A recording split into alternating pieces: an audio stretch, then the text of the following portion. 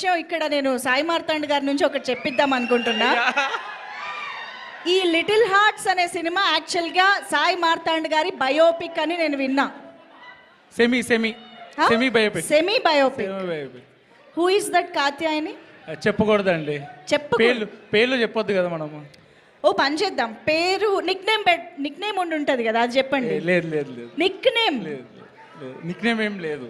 సరే, ఏ పేరు చెప్పకుండా. బెంగళూరులో నా మైక్ ఉంది. అస్సలు చెప్పాను, విజయ్ అన్న అస్సలు చెప్పొద్దు అంటుండు.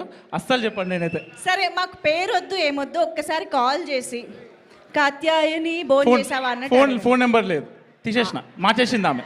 మీ కాత్యాయని ఫోన్ నెంబర్ లేకుండా బయోపిక్ తీసారా? సరే ఓకే, ఎంతవరకు బయోపిక్? ఏ సీన్ చెప్పండి, మీ లైఫ్లో ఏ సీన్ జరిగింది?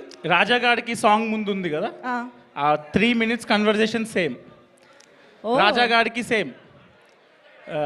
ఇంకోటి మెయిన్గా రాజీవ్ కనకాల గారిది మౌలిది ఉంది కదా, కాంబినేషన్ యాజ్ ఇట్ ఈస్. ఓహో ఓకే. మీరు మీ నాన్నకి చూపించిన ఫస్ట్ టాలెంట్ ఏంటి? ఫస్ట్ టాలెంట్ మా డాడీకి స్విమ్మింగ్ చూపించిన. స్విమ్మింగ్. నీకేం వచ్చు అంటే ఈత వచ్చు అన్నట్టు చెప్పారు ఆయన. దూకేసిన, స్విమ్మింగ్ రాకుండా. మా డాడీ ఇంకెప్పుడు ఏ క్లాసెస్ తీసుకోవాలి. ఓకే. అయితే నేను యాక్చువల్లీ కొన్ని స్టోరీస్ విన్నాను. ఈ సినిమాలో అఖిల్ కంటే కాత్యాయని ఎలా అయితే ఏజ్లో కొంచెం పెద్దదో, ఇక్కడ ఉన్న వాళ్ళల్లో కూడా కొంతమంది కేసెస్లో అలా జరిగింది అని విన్నా. వంశీ నందిపాటి గారు ఎక్కడున్నారు? నాకు ఎక్కడ కనిపించట్లా. అటు వెళ్ళారా? ఓకే.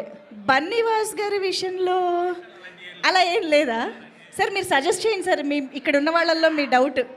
వాళ్ళ ఏజ్ కన్నా పెద్దవాళ్ళు. డెఫినెట్గా మౌలి దగ్గర అయితే ఏజ్ కన్నా పెద్దోళ్ళు ఒకళ్ళిద్దరన్నా 100% ఉండుంటారు. ఒకళ్ళిద్దరా? మౌలి టు బి ఫ్రాంక్ ఏంటండి, పెద్దోళ్ళు లవ్ చేస్తారు. ఇంకా నా పెద్ద అమ్మాయిని లవ్ చేశారా మీరు? లేదండి సార్, చెప్తున్నారుగా. ఆయన దగ్గర రాంగ్ ఇన్ఫర్మేషన్ వెళ్ళిందండి. ఎక్స్పెక్టేషన్ కాత్యాయని అండి, ఒకే ఒక లవ్ కాత్యాయని ఒక్కతేనా? అఖిల్ కది, మౌలికి కాత్యాయని కాదు కదా. ఎవరు లేరండి. అంటే పెద్ద అమ్మాయి కాదు, చిన్న అమ్మాయి అని చెప్తున్నారు. శ్రీ చైతన్య బ్యాచ్ అండి మేము. ఎంత ఉన్నారా శ్రీ చైతన్య నారాయణ బ్యాచ్? అదిగోండి, మాకెవరికి క్వశ్చన్లు పని చేయవండి. నమ్మాలి చాయిస్లో వదిలేస్తాం. ఇంత సపోర్ట్ తెచ్చాక మేము నమ్మకుండా ఎలా ఉంటాం? తప్పదు, నమ్మాలి. Thank you so much. Bandla Ganesh గారి విషయంలో